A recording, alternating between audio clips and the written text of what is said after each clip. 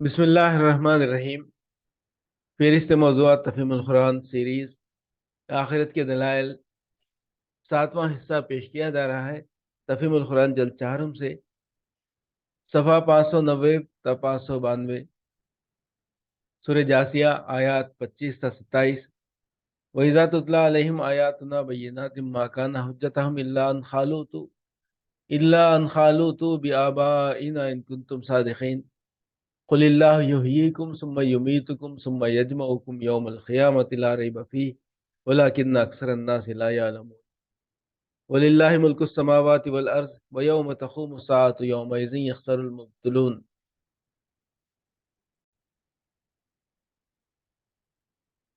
और जब हमारी वाज़ेह आयात उन्हें सुनाई जाती हैं तो इनके पास कोई हुज्जत इसके सिवा नहीं होती कि उठा लाओ हमारे बाप दादा को अगर तुम सच्चे हो। ए नबी, इनसे कहो अल्लाह ही तुम्हें जिंदगी बख्शता है, फिर वही तुम्हें मौत देता है,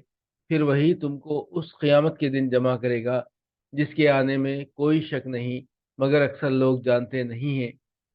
ज़मीन और आसमानों की बादशाही अल्लाह ही की है, और जिस रोज़ क़यामत की घड़ी आ खड़ी होगी उस दिन बातिल परस्त खसारे में पड़ जाएंगे।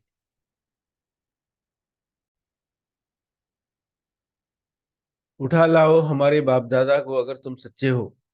दूसरे अल्फाज में उनकी इस हुज्जत का मतलब यह था कि जब कोई उनसे ये कहे कि मौत के बाद दूसरी जिंदगी होगी तो उसे लाजिमन खबर से एक मुर्दा उठाकर उनके सामने ले आना चाहिए, और अगर ऐसा नहीं किया जाता तो वो ये नहीं मान सकते कि मरे हुए इंसान किसी वक्त असर नौ जिंदा करके उठाए जाएंगे, उठाए जाने वाले हैं। हालांकि ये बात सिरे से किसी ने भी उनसे नहीं कही थी कि इस दुनिया में मुतफर्रिक तौर पर वक्तन फवक्तन मुर्दों को दोबारा जिंदा किया जाता रहेगा, बल्कि जो कुछ कहा गया था वो ये था कि क़यामत के बाद अल्लाह ताला बैक वक्त तमाम इंसानों का सर नौ जिंदा करेगा और उन सब के अमाल का मुहासिबा करके जजा और सज़ा का फैसला फरमाएगा। फिर वही तुम्हें मौत देता है। ये जवाब है उनकी इस बात का कि मौत गर्दिश अय्याम से आप ही आप आ जाती है। उस पर फरमाया जा रहा है कि ना तुम्हें जिंदगी इत्तेफाकन मिलती है और ना मौत तुम्हारी खुद ब खुद वाक़ हो जाती है। ये खुदा है जो तुम्हें जिंदगी देता है और वही उसे सल्ब करता है, फिर वही तुमको उस क़यामत के दिन जमा करेगा जिसके आने में कोई शक नहीं। ये जवाब है उनकी इस बात का कि उठा लाओ हमारे बाप दादा को। उस पर फरमाया जा रहा है कि ये अब नहीं होगा और मुतफर्रिक तौर पर नहीं होगा, बल्कि एक दिन सब इंसानों के जमा करने के लिए मुकर्रर है। अक्सर लोग जानते नहीं हैं, यानी जहालत और खुसूर फिक्र व नज़र ही लोगों के इनकार आखिरत का असल सबब है, वरना हकीकत में तो आखिरत का होना नहीं बल्कि उसका ना होना बईद अज अक़ल है। कायनात के निज़ाम और ख़ुद अपने वजूद पर कोई शख्स सही तरीके से गौर करे तो उसे खुद महसूस होगा कि आखिरत के आने में किसी शक की गुंजाइश नहीं। फहरिस्त मौज़ूआत तफ़हीमुल कुरान सीरीज़ आखिरत के दलाइल सफ़ा 600, सूरह अहक़ाफ़ आयात 1, 2, 3। हामीम तंजीलुल किताबि मिनल्लाहिल अज़ीज़िल हकीम मा खलक़नस समावाति वल अर्ज़ वमा बैनहुमा इल्ला बिल हक़्क़ि व अजलिम मुसम्मा वल्लज़ीना कफ़रू अम्मा उन्ज़िरू मुरिज़ून। हामीम, इस किताब का नुज़ूल अल्लाह ज़बरदस्त और दाना की तरफ से है। हमने ज़मीन और आसमानों को और उन सारी चीज़ों को जो उनके दरमियान है बरहक और एक मुद्दत ख़ास के तयन के साथ पैदा किया है, मगर ये काफिर लोग उस हकीकत से मुंह मोड़े हुए हैं जिससे उनको खबरदार किया गया है। इस किताब का नुज़ूल अल्लाह ज़बरदस्त और दाना की तरफ से है। तशरीह के लिए मुलाहिज़ा हो जल्द चाहरुम सूरह ज़ुमर हाशिया 1, सूरह जासिया हाशिया 1, उसके साथ सूरह सजदा हाशिया नंबर 1 भी निगाह में रहे तो इस तमहीद की रूह समझने में आसानी होगी। सूरह ज़ुमर हाशिया नंबर 1 ये सूरह की मुख्तसर तमहीद है, जिसमें बस ये बताने पर इक्तफा किया गया है कि ये मोहम्मद सल्लल्लाहु अलैहि वसल्लम का अपना कलाम नहीं है, जैसा कि मुनकिरीन कहते हैं, بلکہ یہ اللہ تعالیٰ کا کلام ہے جو اس نے خود نازل فرمایا ہے۔ اس کے ساتھ اللہ تعالیٰ کی دو صفات کا ذکر کر کے سامعین کو دو حقیقتوں پر متنبہ کیا گیا ہے، تاکہ وہ اس کلام کو کوئی معمولی چیز نہ سمجھیں بلکہ اس کی اہمیت محسوس کرے۔ یہ کہ جس خدا نے اسے نازل کیا ہے وہ عزیز ہے، یعنی ایسا زبردست ہے کہ اس کے ارادوں اور فیصلوں کو نافذ ہونے سے کوئی طاقت روک نہیں سکتی، اور کسی کی یہ مجال نہیں ہے کہ اس کے مقابلے میں ذرہ برابر بھی مزاحمت کر سکے۔ دوسرے یہ کہ وہ حکیم ہے، یعنی جو ہدایات وہ اس کتاب میں دے رہا ہے وہ سراسر دانائی پر مبنی ہے، اور صرف ایک جاہل و نادان آدمی اس سے منہ موڑ سکتا ہے۔ سورہ جاثیہ حاشیہ نمبر 1، یہ اس سورہ کی مختصر تمہید ہے جس میں سامعین کو دو باتوں سے خبردار کیا گیا ہے۔ یہ کہ یہ کتاب محمد صلی اللہ علیہ وسلم کی اپنی تصنیف نہیں ہے بلکہ اللہ تعالیٰ کی طرف سے ان پر نازل ہو رہی ہے۔ دوسرے یہ کہ اسے وہ خدا نازل کر رہا ہے جو زبردست بھی ہے اور حکیم بھی۔ اس کا زبردست ہونا اس بات کا متقاضی ہے کہ انسان اس کے فرمان سے سرتابی کی جرت نہ کرے، کیونکہ نافرمانی کر کے وہ اس کی سزا سے کسی طرح بچ نہیں سکتا، اور اس کا حکیم ہونا اس کا متقاضی ہے کہ انسان پورے اطمینان کے ساتھ برضا و رغبت اس کی ہدایات اور اس کے احکام کی پیروی کرے، کیونکہ اس کی کسی تعلیم کے غلط یا نامناسب ہونے یا نقصان دہ ہونے کا کوئی امکان نہیں۔ سورہ سجدہ حاشیہ نمبر 1، قرآن مجید کی متعدد صورتیں اس طرح کی کسی نہ کسی تعارفی فقرے سے شروع ہوتی ہیں، جس سے مقصود آغاز کلام ہی میں یہ بتانا ہوتا ہے کہ کلام کہاں سے آ رہا ہے۔ یہ بظاہر اسی طرز کا ایک تمہیدی فقرہ ہے جیسے ریڈیو پر اعلان کرنے والا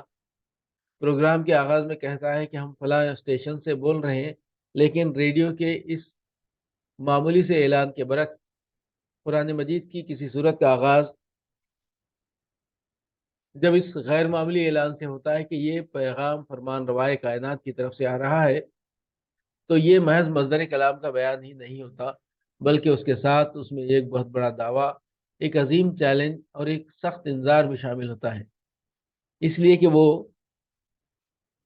چھوٹتے ہی اتنی بڑی خبر دیتا ہے کہ انسانی کلام نہیں ہے، خداوند عالم کا کلام ہے۔ یہ اعلان فوراً ہی یہ بھاری سوال آدمی کے سامنے لا کھڑا کرتا ہے کہ اس دعوے کو تسلیم کروں یا نہ کروں۔ تسلیم کرتا ہوں تو ہمیشہ ہمیشہ کے لیے اس کے آگے سر اطاعت جھکا دینا ہوگا، بلکہ پھر میرے لیے اس کے مقابلے میں کوئی آزادی باقی نہیں رہ سکتی۔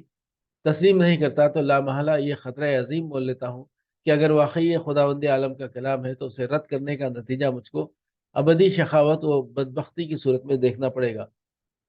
اس بنا پر یہ تمہیدی فقرہ مجرد اپنی اس غیر معمولی نوعیت ہی کی بنا پر آدمی کو مجبور کر دیتا ہے کہ چوکنا ہو کر انتہائی سنجیدگی کے ساتھ اس کلام کو سنے اور یہ فیصلہ کرے کہ اس کو کلام الہی ہونے کی حیثیت سے تسلیم کرنا ہے یا نہیں۔ یہاں صرف اتنی بات کہنے پر اکتفا نہیں کیا گیا ہے کہ یہ کتاب رب العالمین کی طرف سے نازل ہوئی ہے، بلکہ مزید برآں پورے زور کے ساتھ یہ بھی فرمایا گیا ہے کہ لا ریب فیہ، بے شک یہ خدا کی کتاب ہے، اس کے منزل من اللہ ہونے میں قطعاً کسی شک کی گنجائش نہیں ہے۔ اس تاکیدی فقرے کو اگر نزول قرآن کے واقعاتی پس منظر اور خود قرآن کے اپنے سیاق میں دیکھا جائے تو محسوس ہوتا ہے